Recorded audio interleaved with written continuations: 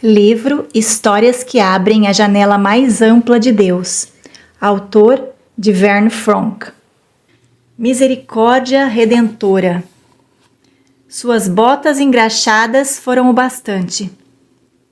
Recordo-me de duas ilustrações favoritas que meu pai usava quando eu era menino.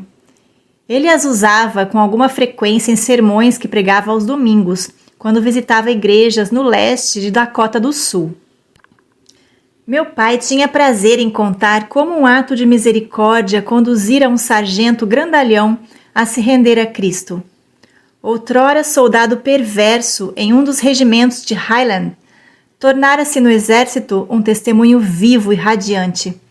O sargento descrevia sua própria conversão da seguinte forma: houve um jovem recruta da nossa companhia que se convertera em Malta antes de nosso regimento seguir para o Egito. Envergonho-me em admitir isso, mas juntamente com os demais, atormentamos a vida daquele rapaz. O diabo parecia me controlar e tornei a vida daquele rapaz quase insuportável. Certa noite, muito chuvosa, aquele recruta retornou de seu turno como sentinela. Ele estava exausto e encharcado. Mesmo assim, antes de se deitar, ajoelhou-se para orar. Tirei as botas que estavam pesadas devido à lama e coloquei uma de cada lado de sua cabeça. Ele não reagiu, continuou orando.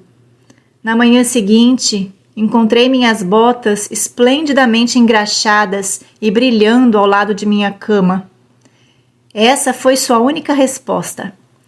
A atitude daquele rapaz partiu meu duro coração a tal ponto que naquele mesmo dia fui salvo. Foi a primeira vez que vi um homem demonstrar sua fé como um soldado verdadeiro de nosso grande capitão. Realmente, tal amor conquistou meu duro coração. Em outra história, meu pai contava de um homem que fora levado a julgamento e condenado. Aconteceu de o juiz ter sido amigo de infância do acusado, apesar de não se verem há muitos anos. Por ser imparcial, aquele juiz sentenciou o homem a pagar uma multa correspondente ao crime que cometera.